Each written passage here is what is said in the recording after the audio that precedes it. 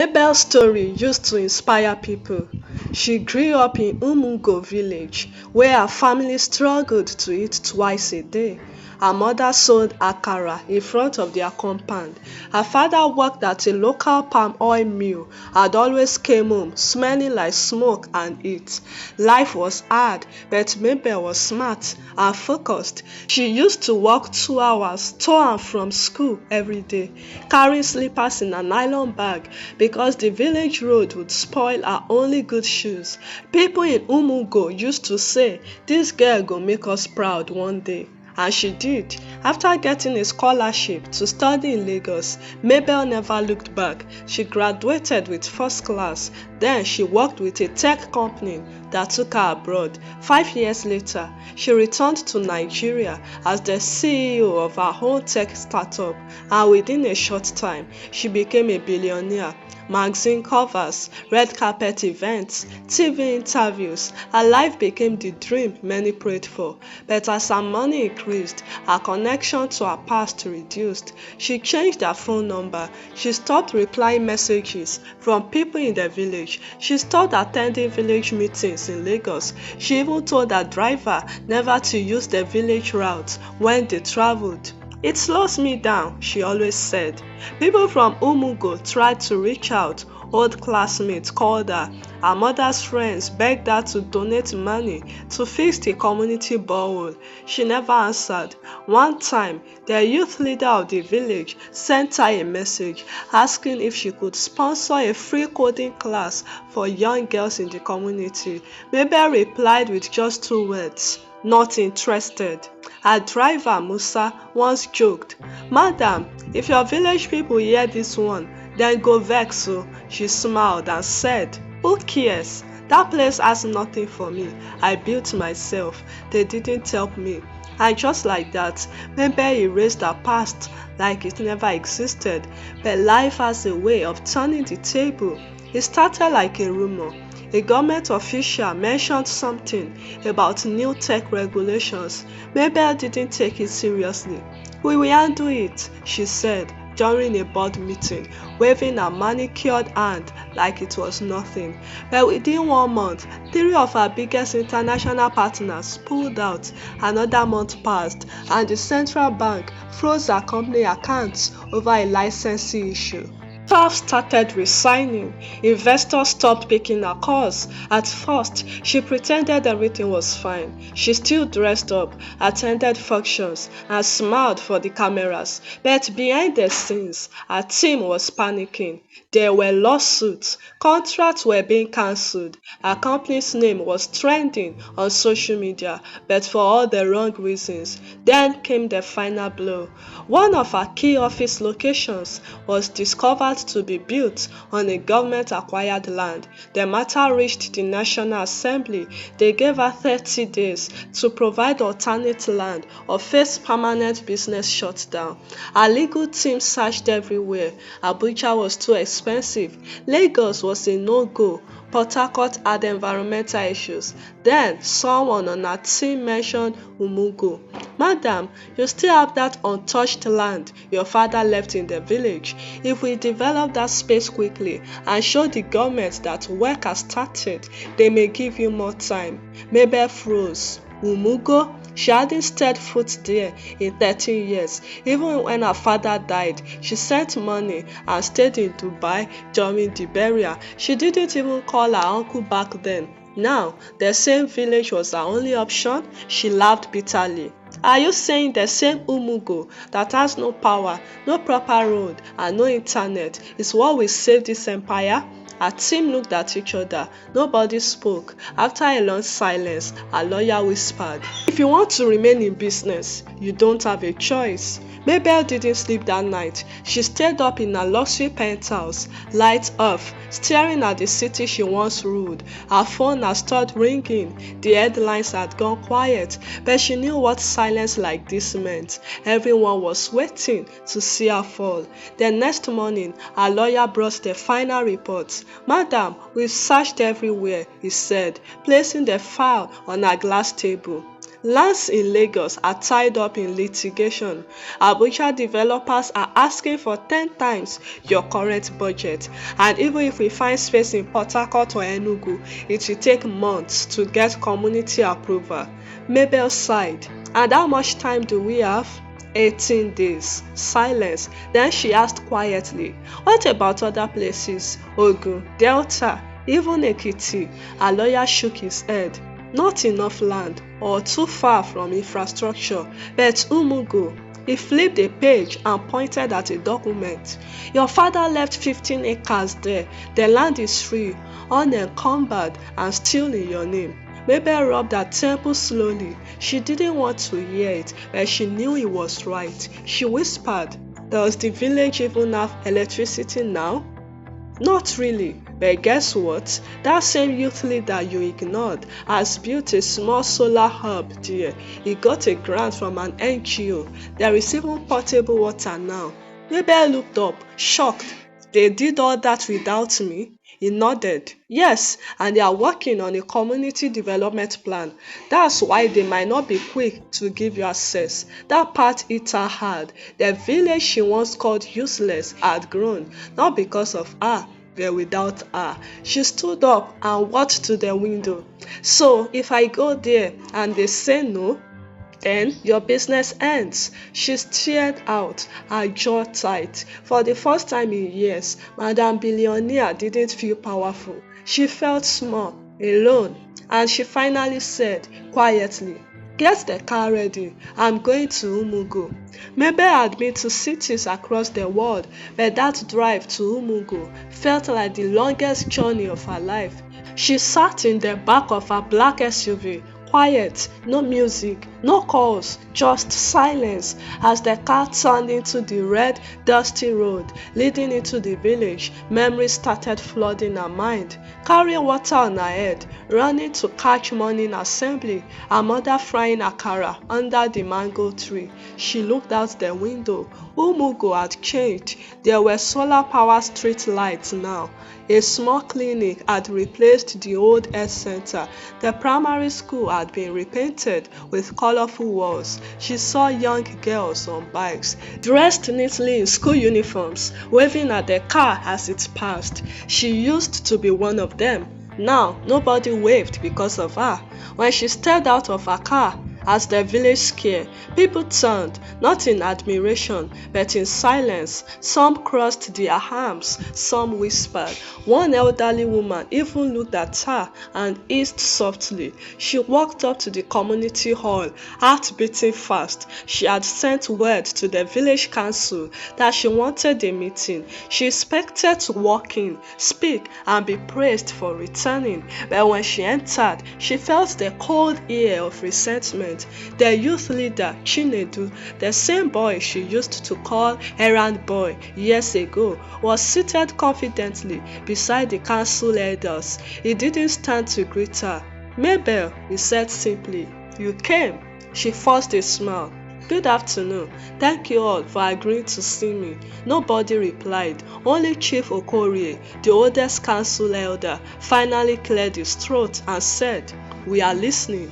Mabel stood awkwardly, then started. I came with a proposal. I want to develop part of my father's land to build a tech center. It will bring jobs, investment, and growth to Umugo. We will build roads, provide internet. Chinedu raised his hand. Please let me ask you something. When we begged you for help 5 years ago, what did you say? Mabel paused. I didn't think. You said not interested. That was your exact reply. Now, you are interested? The room fell quiet again. Chief Okorie spoke next. Mabel, when your father died, you didn't come. You said you were busy. But this land, this same land you now want to use, that land is part of this village. We kept it safe, out of respect for your late father. But you've shown us you don't respect us. Mabel's hands shook. She had come expecting to be begged, to be honored, to be welcomed like royalty. Instead, she was being reminded that her money didn't erase her pride. Chinedu leaned forward. You need something now. That's why you are here.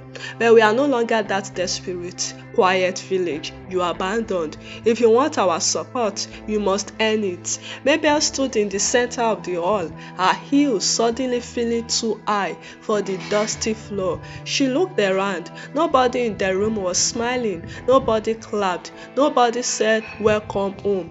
Chief Okori leaned back and said calmly, "We won't stop you from using your father's land, but this time you won't come here as the billionaire lady. You will come as Mabel, the daughter of late Papa Linus." Another elder nodded. "You ignored our letters, you refused our calls, but you now want our trust overnight. That's not how community works." Then came the conditions. Condition 1. She must first meet with the families around the land and beg them for permission to start development. Even if she legally owned it, no project could start without their blessing. Condition 2. She must publicly apologize to the village during the next community meeting in front of everyone. Condition 3. She must stay in the village for 1 week, live like them, eat with them, talk with them. No hotel, no private chef, no generator, only solar, firewood, and the same borehole everyone used. Mabel's mouth was slightly open. Chinedu folded his arms. "Or you can go back to Lagos. The choice is yours." A lawyer whispered beside her. "Madam, it's just 1 week." Mabel swallowed hard. After a long silence, she nodded. "I accept." The elders didn't clap. They simply stood up and started leaving one by one. Chinedu looked at her and said, "You will stay in your family's old compound. We cleaned it last year for your uncle.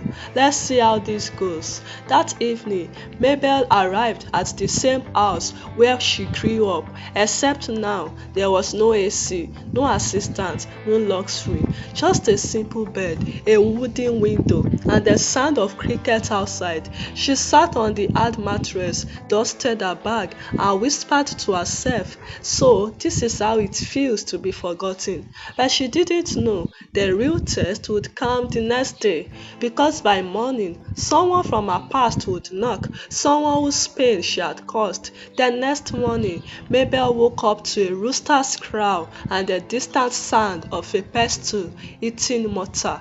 She sat up, confused for a second, then remembered she was in Umugo. No AC, no smoothie, no makeup artist knocking, just sweat, early sun, and the smell of firewood smoke from nearby homes. She reached for her bottled water. Finished, she groaned, picked up a small bowl, and stepped out to fetch water from the borehole. The moment she opened the gate, she froze. Standing outside was a woman, not just any woman, Ada, her childhood best friend. The same Ada who once shared Gari with her after school. The same Ada who used to plait her hair in secondary school under the mango tree. The same Ada she hadn't called or even replied to since making it big. Mabel opened her mouth, unsure what to say.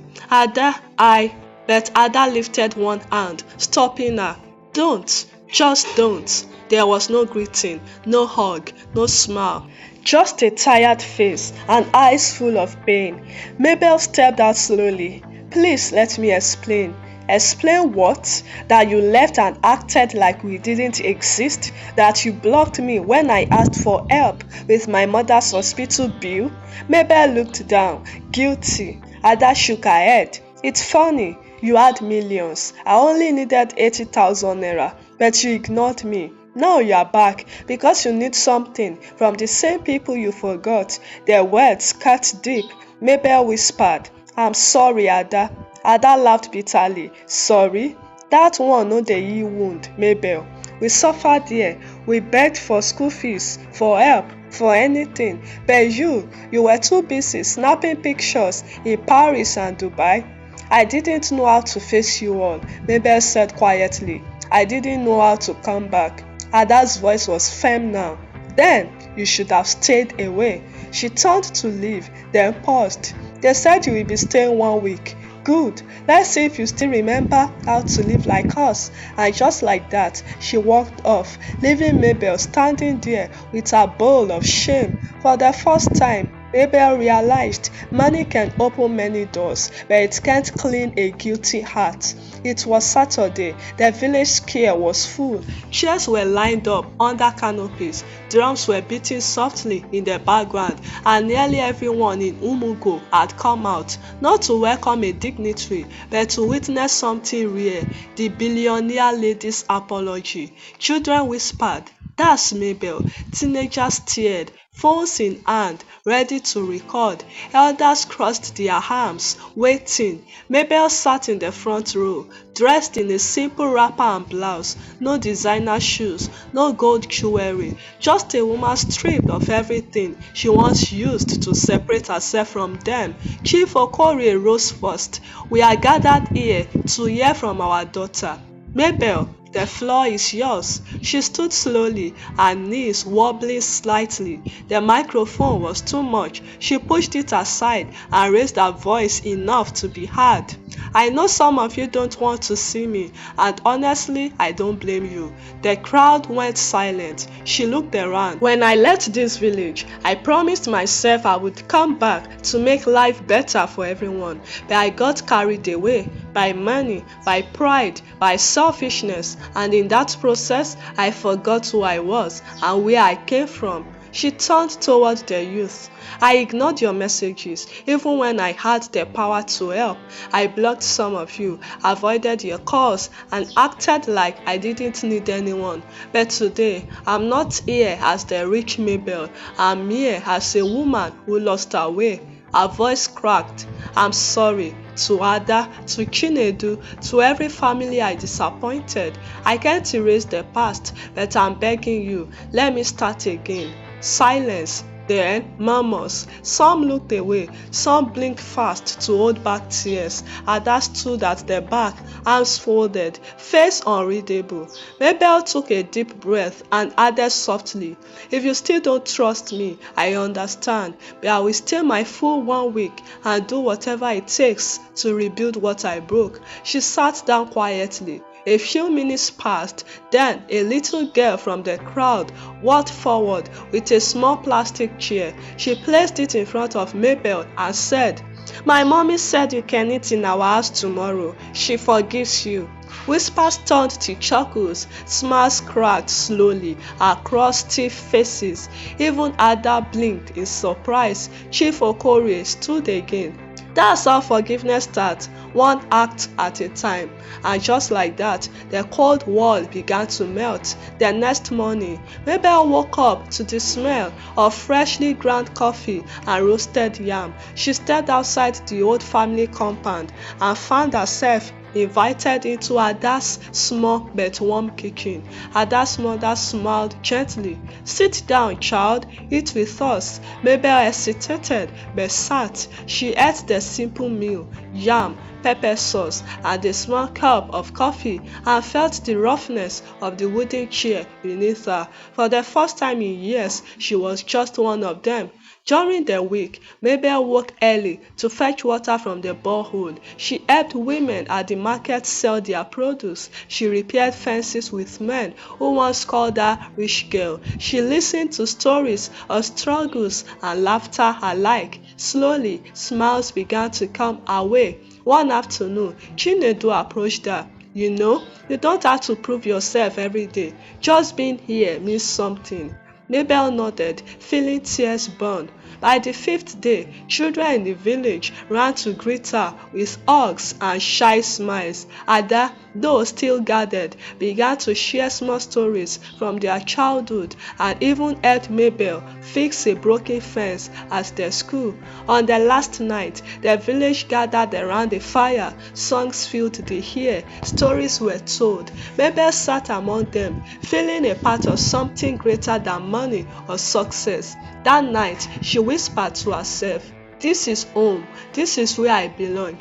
After the week, Mabel called a meeting with the village council and the youth leaders. This time, she didn't come with fancy suits or big speeches. Instead, she came with a plan, clear, simple, and focused on what the village really wanted. She said, I have listened, I have learned. Now, I want to build a community center, a place for skills training, internet access, and meetings. I will also fund scholarships for girls who want to study beyond secondary school. The council elders nodded. Chinedu smiled slightly. Ada, standing at the back, watched quietly, but with a small glow in her eyes. Mabel continued. I will hire locals to work on the project. We will start with clean water, solar power, and repair of the school building. Months passed. Workers from Umugo were employed. Roads were fixed. The new tech center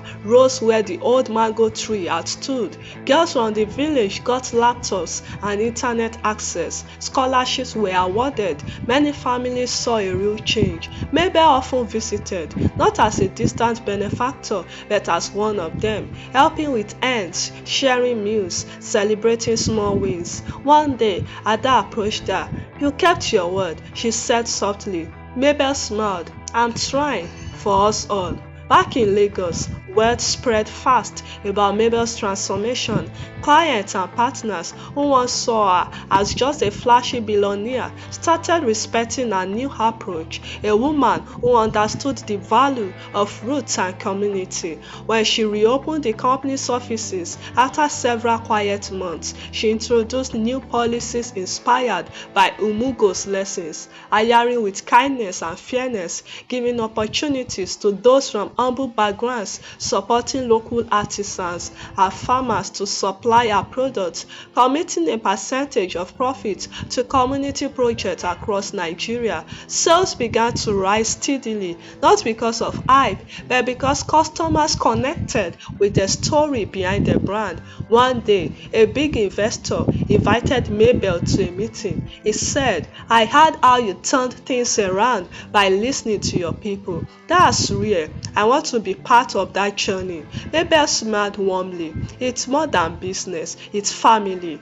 respect, and trust. In Umugo, the village cheered as the community center opened its doors, a symbol of healing, not just for the land, but for Mabel's heart. Mabel often returned, not to show off wealth, but to share stories, laughter, and dreams. She had betrayed her past, yes, but through humility and love, she was humbled, and in being humbled, she was healed.